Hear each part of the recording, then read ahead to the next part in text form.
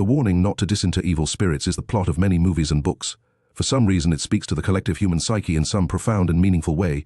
There are things so sinister that, once they are vanquished, they should not be disturbed again. We watch then, with disbelief, those stories in which power-hungry morons break open Egyptian tombs. Of course, this phenomena happens in the real world too. There are villains who desire to unsettle cursed grave sites. And the villains in our society are usually college professors. Many professors are obsessed with digging up the long-buried wicked and unleashing those ghouls back on the world. When I was in undergraduate, my professors took us to the cemetery of socialism and communism and racism and authoritarianism and handed us shovels. It seems a majority of the professoriate are the wicked folks in stories that awaken demonic spirits, for they think that they will be able to control them once they are loosed.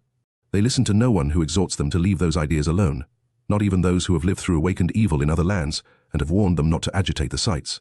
Speak with any North Korean escapee, or any Cuban American, or anyone from the former Soviet Union, and you will find that they cannot believe how demented these professors are for exhuming these damned political corpses. But with the help of their students they continue on. They remove the haunted remains of socialism or Maoism or communism or leftist forms of fascism, drag them back to the university and begin to perform black magic to revivify those wicked entities, which they think, when awoken, will be their savior and assist them in destroying their enemies and bringing about some vaguely envisioned utopia. This urge to unbury the wicked is why you episodically see a return of dark ideas that have been conquered. It is because ideologically necrophilic and naive professors bewitch the students, telling them that actually the dead that have been excavated were wrongly accused of their crimes against humanity and deserve to live again.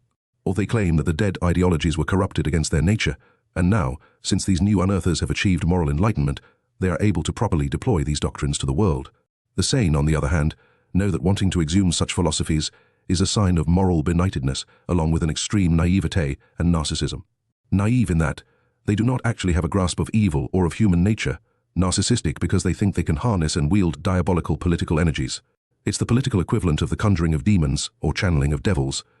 Keep the evil buried is a rule the wise always follow and the foolish always ignore.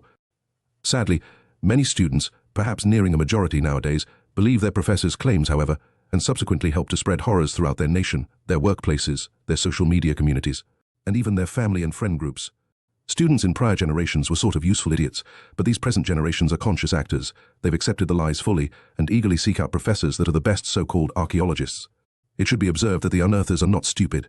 They know they have to make slight modifications to the dark spirits they are reintroducing to the world so that they can garner more support for them. Thus, the old fiends frequently come in disguise, so to speak, wearing new clothes and outfits and plastic surgery in the form of new labels. Racism is diversity, revenge is social justice, socialism is equity, community is segregation, and so on. It is unfortunately true that it is an ongoing task to put these infernal evils back into the graveyard and reseal the tombs. But of course, there will always be those unsealers who wish to bring them back to life.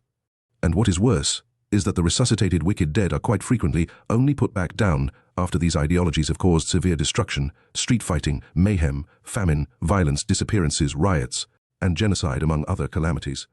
No matter how many new warnings are placed around the cemetery, we know all too well that in the all too near future, a new horde of scholarly imbeciles will start shoveling out the devils again, and the cycle of insanity and sanity will repeat in a never-ending war.